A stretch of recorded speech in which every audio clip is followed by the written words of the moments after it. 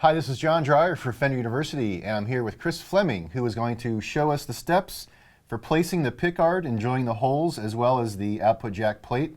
And Chris, we'll let you take it away. Thanks. Well, this is assuming you already have a loaded pickguard.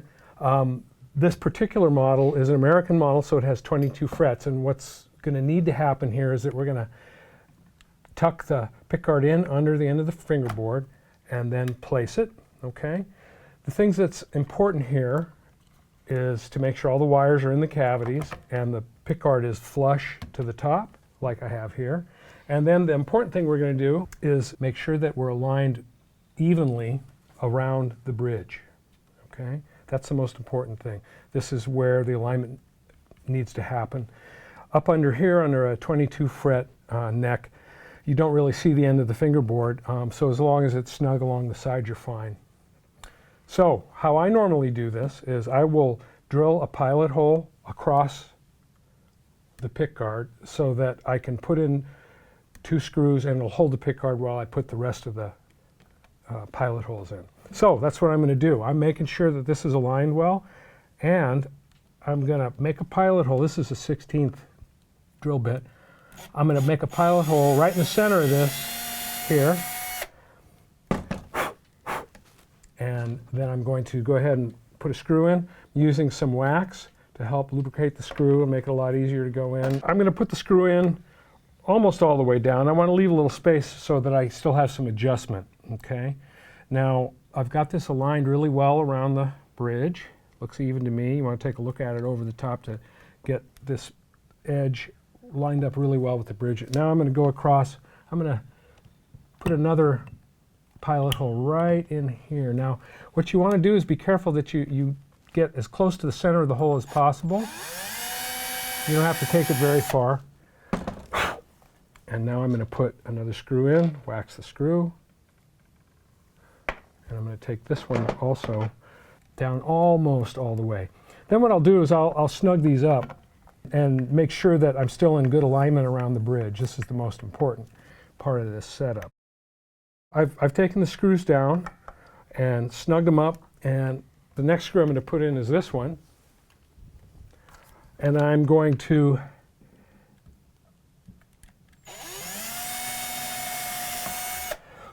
make sure that when I tighten these down that they're holding the pickguard exactly where I want it. There we go. Now you can always adjust later by lifting the screw and moving the guard around a little bit to get it where you want it. What you can do, if you don't have a drill like I do, you can take the Phillips head, like I'm doing here, and carefully press in and turn, and that'll start an area for your screw to go in.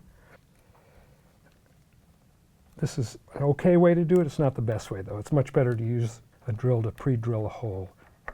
Now the pickguard's stable and you can go around and put all these other screws in. It's much easier. Then as far as the output jack, I usually put the pickguard on first. What you want to be careful of with the output jack is making sure you're not close to an edge. There is enough play in this route for the jack to move around quite a bit, the jack plate. So you want to make sure that you have plenty of wood to drill into. Let me get this centered here. And I'll always do this one at a time. You don't want to drill both holes. Okay. This one I am going to take all the way down and snug it up.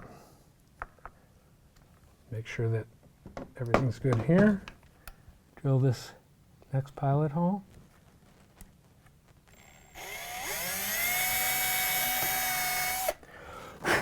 You don't have to go very far with the pilot hole, just enough to get started. Okay. Here we go.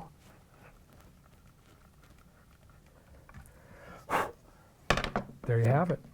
So what you want to remember when you install a pickguard is to always do opposite sides, 2 screws to start with, so that you can get everything aligned, and then you go back afterwards and put in all the rest of the screws. It makes it much easier because it's stable.